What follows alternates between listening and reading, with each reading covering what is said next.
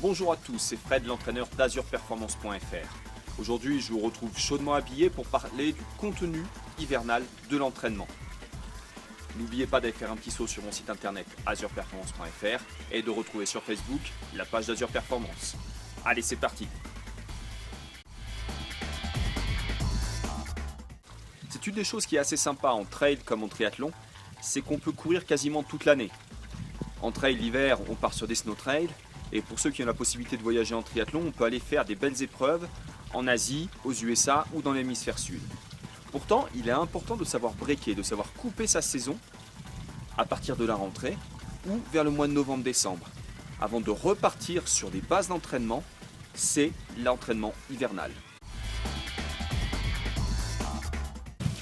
Auparavant, moi j'avais un entraîneur qui nous faisait complètement stopper l'entraînement pendant quelques semaines afin de déconstruire les mauvaises habitudes qu'on avait acquises pendant la saison.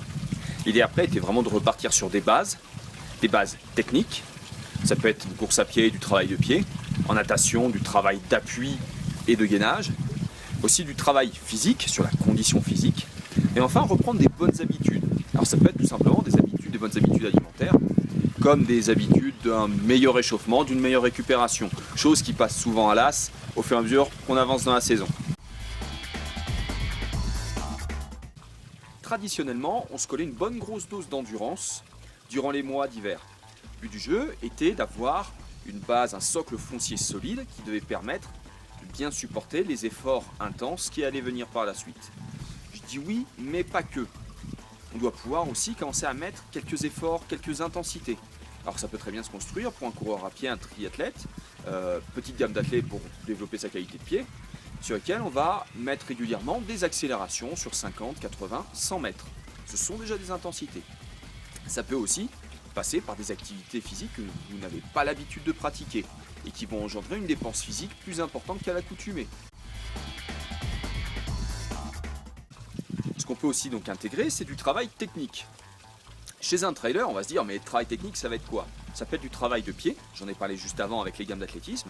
Il faut savoir faire évoluer sa pose de pied d'une attaque talon, une attaque pied à plat, voire sur l'avant-pied pour pouvoir glisser ces petits petons entre les obstacles qu'on a sur un sentier. Ça peut être aussi cette capacité à allonger plus ou moins la foulée pour passer ces mêmes obstacles. C'est important.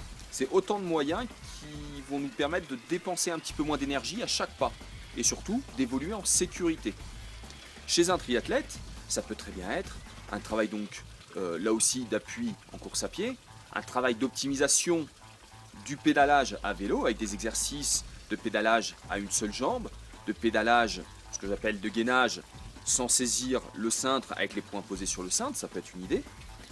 D'ailleurs, vous pouvez retrouver sur le site Nutricycle un excellent e-book avec une dizaine de séances de home trainer et notamment des séances qui vont vous permettre d'améliorer cette qualité de pédalage. Et par exemple en natation, travail d'appui, travail de gainage, qui sont autant de points importants pour évoluer de manière performante dans le milieu aquatique. Eh bien j'espère vous avoir apporté quelques billes avec cette vidéo. N'hésitez pas à faire un petit saut sur la chaîne YouTube et à vous abonner.